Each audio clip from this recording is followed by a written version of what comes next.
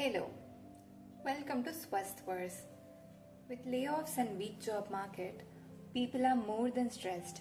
So this video talks about how to cope with layoff anxiety and stay mentally strong. Alright, here's the situation that you're in.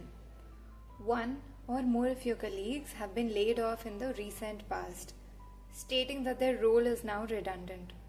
Or there has been a restructuring in one of your company's teams and now rumors are doing the rounds of more budget cuts. You're doing fairly well or may even be excelling at work and are hardworking, but you find yourself being anxious at work more often than not these days. Overthinking every email, every meeting, wondering if the axe is about to fall on you. If this is you, well, let me tell you, you're not alone. In this video, I'll help you manage your mental well-being if you're in this situation. Let's talk about how to survive this emotionally and even come out stronger. Remember, you have not been laid off yet, but it's the fear that's holding you back from progress. Let's dive in to manage.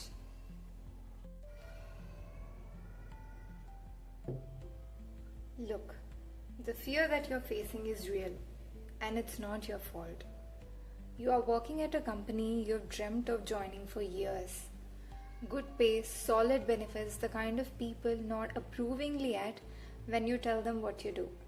But then, the whispers started about budget cuts, downsizing, restructuring, and suddenly you find yourself reading between the lines of every email, every skipped meeting, every short reply from your manager feels like a sign. It starts to feel like we have to prove ourselves constantly, like we are on a reality show where one wrong move would get us voted off the show. And for some of you, your manager might have clarified explicitly that your job is safe. Yet, you feel this constant anxiety. With these sentences, can you just see how much you have invested in your job? Laughing at your co-workers' lame jokes in the name of team bonding, giving them reasons for a good appraisal by a good 360 degrees review. All these are professional ones.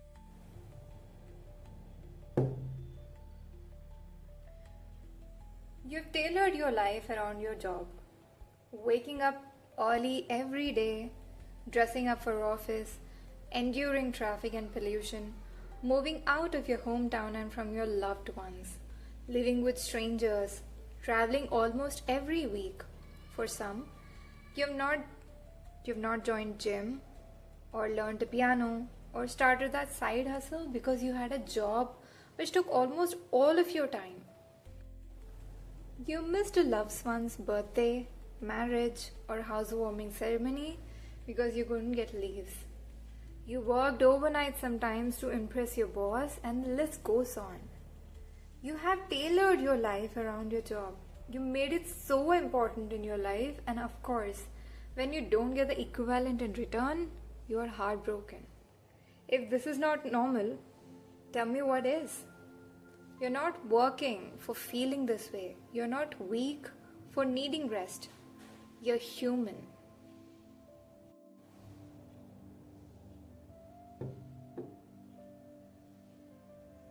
It is during these times that we must understand what we feel is normal. It is normal to feel shaken when your sense of security or worth feels threatened. Because that fear, it's not just about a paycheck. It's about survival, safety, identity. It's about who we believe we are when we are not wearing our job title like an armor. Your brain is not broken. It's reacting to something that feels dangerous. But here's the good news. We can learn to work with that fear, not against it. The first step to solve anything is to recognize and acknowledge that there is an issue. Now that we have brought what we felt to the front, now let's move ahead and take steps to face it. Now let's face the personal relationships that we have in our life. From an evolutionary social survival perspective, humans have evolved in tight-knit groups where social acceptance was essential for survival. Being ostracized could mean losing protection, food, or status. This is ingrained fear, which persists. We still associate social judgment with personal risk, even if it is no longer life-threatening. Will my partner still respect me if I lose my job? How do I explain this to my parents without disappointing them? Will my family think I'm lazy or unambitious?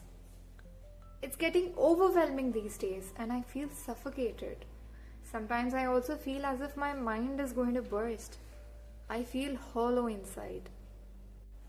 Look, we are social beings and it matters to us what others think of us, especially our close ones. We'll first talk about how to handle personal relationships in times like these. The first set of thoughts or questions we are now going to address is, how do I talk to my family about the stress without worrying them? I can't talk to my family about this. They'll just worry or judge me. I don't even have the energy to explain it. This is the answer that your inner voice says. Most people born around 90s in India can relate. We have been shown one path. Get good marks, get into a good college, get into a job, and that will take care of us. This stems from our parents being in jobs for which this situation was true. But now, with most private jobs that they are in, there is a need to constantly stay upskilled, fight for the same piece of pie more fiercely. With the advent of AI, some jobs in the operations or repetitive tasks have already been replaced. Now, in case of fintech or finance or other related industries, we know that there would be impact but unsure of when and what's the magnitude. The time we are in is different from our parents, which brings in its own unique set of challenges. Look, it's natural for us to want people in our immediate circle to understand us. We also know about our equation with our parents or siblings or whoever is in your immediate circle. Understand that you are already in a vulnerable place right now. With office, job market, and on top of it all, your mind has taken a hit. So if you think that there is more probability than not that your loved ones might make sense of your situation right now, then let's just park it for now and focus on ourselves. We'll talk about some effective coping strategies in the next session.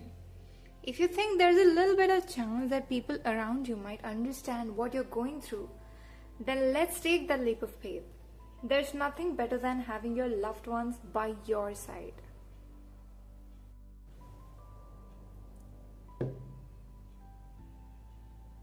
If you think your parents or family might not understand you right now, lean on to your close friends. Talk to them. If you don't even have friends, then use a pen or paper to lean on to. Scribble away whatever comes to your mind. Writing gives clarity. And when we have covered some more tips in the last section of this video to empower you when you need to lean on to yourself. Also, now is not the right time to think about your family or friends' judgment or opinion. You are in a vulnerable position right now, and reaching discouraging people might do more harm than good at present. So do keep this in mind before reaching out to people. Try and stay away from those people who sort of give you negative energy. Try and stay with only those people who make you feel uplifted or supported.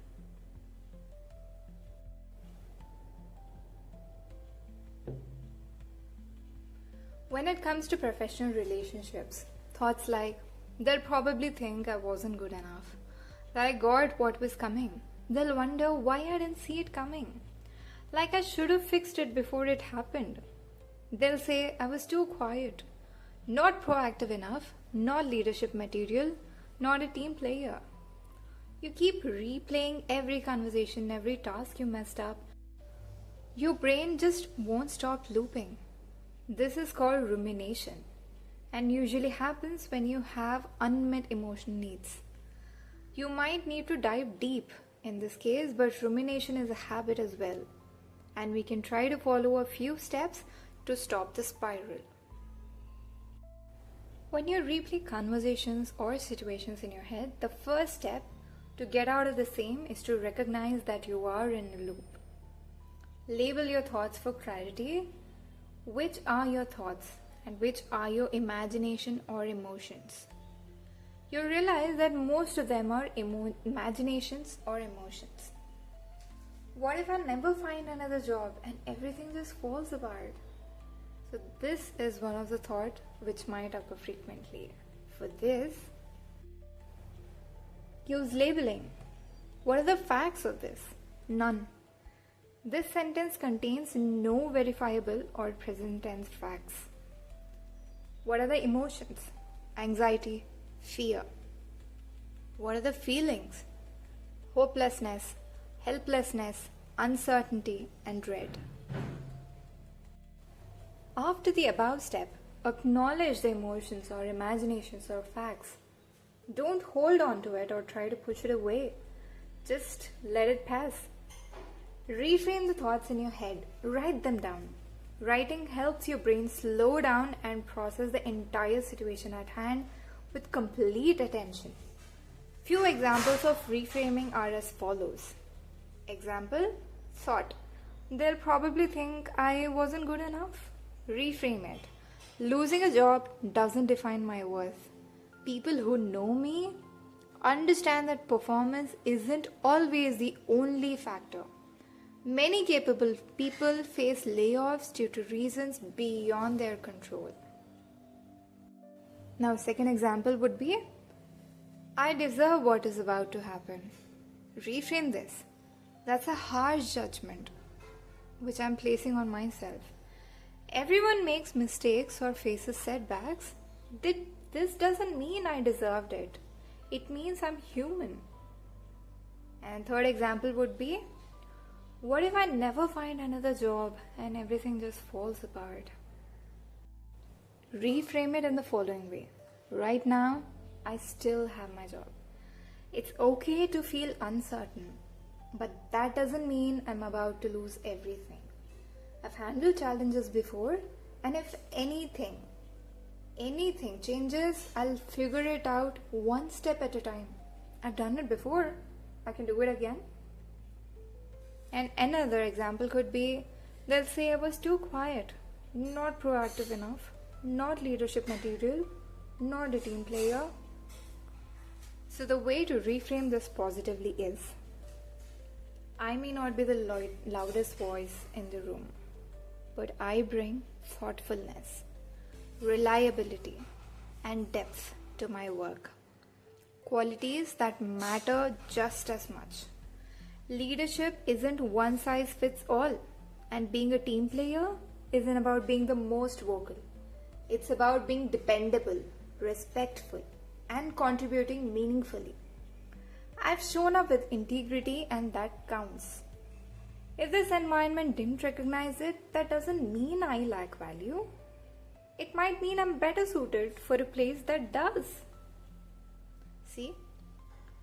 Over time, it becomes easy with practice. Try reframing one thought at a time. Anxiety often thrives on helplessness. Over time, reframing helps you realize you can choose how you interpret situations, which brings a sense of agency and calm.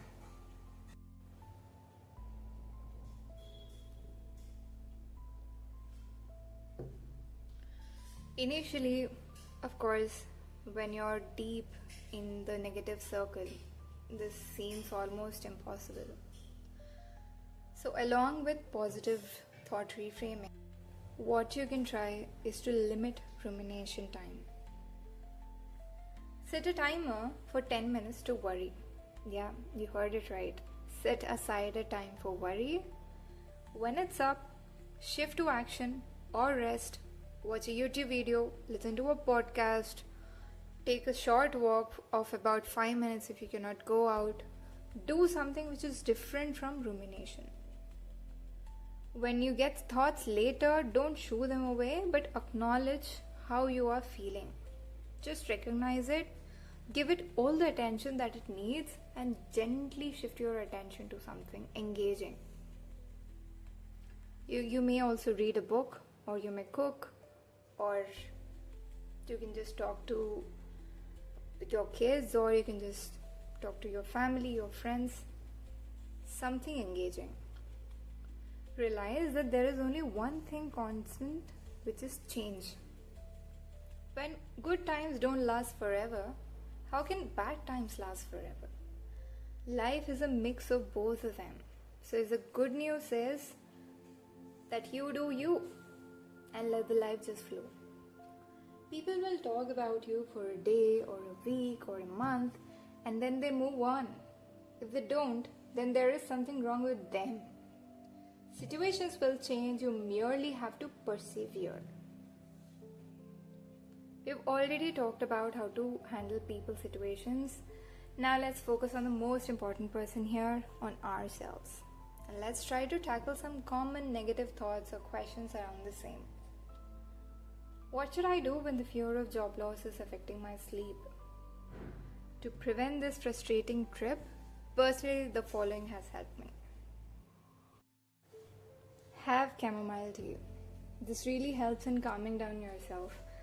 In fact, this is the one that I'm having at present. And it's so easy to make.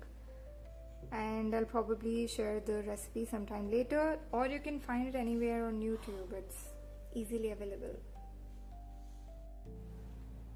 Write 3 things that you're grateful for before going to bed.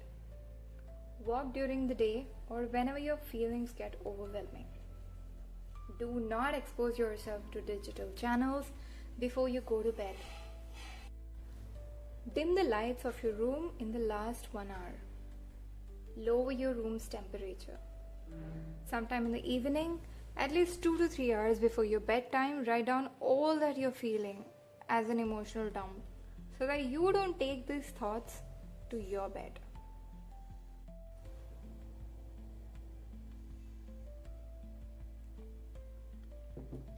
Now, another common question that people have in their head during these challenging times is, how do I keep my confidence intact after seeing smarter people around me get laid off? Now, this is a very natural reaction, right? So there are times when one is mentally drained and scared. I know I should update my resume or learn something new, but I'm too mentally drained right now. Everything feels too big. This tip helps in answering these questions as well. Confidence doesn't mean never feeling a doubt. It means continuing to show up even when you do. Here's what you can do to stay confident when the tide seems to be against you. Create a Appreciate Myself section on your favorite note-taking app or diary. We do appreciate others when they do something good for us or do something good generally. But we never appreciate ourselves for all the battles that we have fought. Cultivate a habit of appreciating yourself when you do something good. For instance, appreciate your dedication when you went that extra mile to finish up a project within the deadline. Appreciate yourself when you chose to sleep over mindlessly scrolling on social media. Appreciate your empathy when you were there for your friend, especially when no other friend was there with that friend. So before you sleep, write down some tasks which you want to do the following day. Make sure these tasks or goals are realistic and achievable. Set aside a reasonable time for refreshment and relaxation in your schedule. Tick off any tasks done in the evening. Over time, this will help you not only to boost your confidence, but to maintain the same as well. For instance, task 1 could be finish understanding the requirement of a particular office task. Point 2, create a short structure of implementation for task 1. Task 3, Can be walk for 30 minutes a day. Task 4 could be spend time with your spouse for an hour. Task 5 could be meditate for 10 minutes before bed. Task 6 could be list tasks for tomorrow. So keep the goals to a minimum. Just don't put 10 goals on your to-do list, because if you do not achieve it, you'll go into the same loop again. Same low confidence loop. You will sort of accuse yourself of not being good enough. So start with about 2 to 3 achievable small tasks. This can be simply something like turning your alarm off when you wake up. Something very silly but achievable. Start with something really small, and over the time develop those goals. So another thing people deal with during these times is, how does one stop to overthink about them feeling a failure in professional perspective? Sometimes as a person as well, you might have thoughts like, I used to be good at this. What happened to me? Maybe I'm the problem. Maybe I deserve this. How do I stop feeling like a failure just because my job feels unstable? Or you might also have thoughts like, if I lose this job, then what? Rent, bills, my future. I have no plan B. I need time, but I don't have it. Stop. You're overthinking. What you are experiencing right now is called stress performance loop. So it's a self-reinforcing loop where stress impairs your performance and poor performance increases your stress, creating a downward spiral. You're not your job title. Your worth isn't up for negotiation. Right now, your mind is trying to predict pain to protect you. Thank it, but don't let it lead.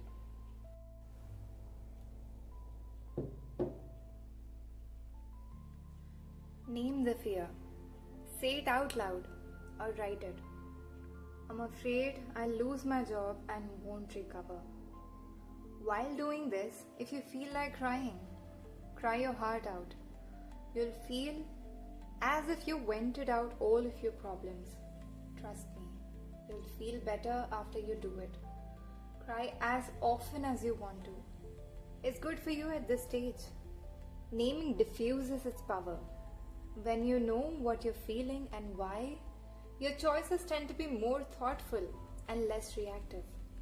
This is called effect labeling, and research shows that just putting feelings into words can calm the amygdala, the brain's emotional center. Recognize what are your thoughts and which are your imaginations or emotions.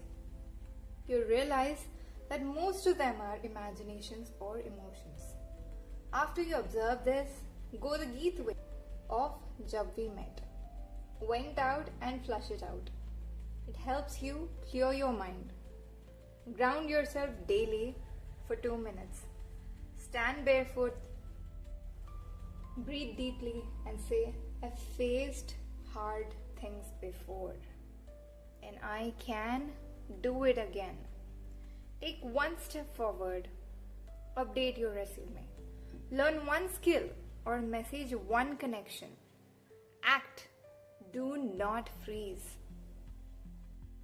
The second thing, start gently separating your self-worth from your job role. Who are you outside of what you do? Write it down. Say it aloud. Remind yourself that you're not only your job title, your output or your productivity. Your value doesn't disappear just because your role might.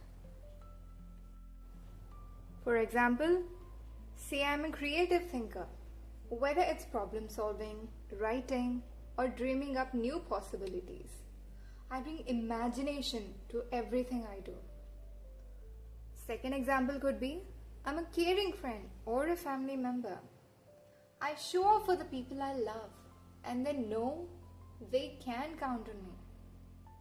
Third example could be, I'm a person in progress. I don't have it all figured out to be worthy or valuable. Growth itself is a part of who I am. The final step is to build anchors. One thing you can always come back to, even when the ground feels like it's shaking. Things that remind you you're okay, even when life feels unstable. A breathing routine, a walk outside, a supporting friend. If you're going through this right now, if that anxiety about job loss is keeping you up at night, I want you to hear this. You're not broken, you're human, and being shaken doesn't mean you won't find your footing again. Let's learn to stand even when the ground isn't steady. Fear lies. Your story isn't over. All the best. I really hope you found this video helpful. What's been the hardest part of dealing with job anxiety for you? Or what questions or topics do you want me to pick up now? Let me know via the comments below.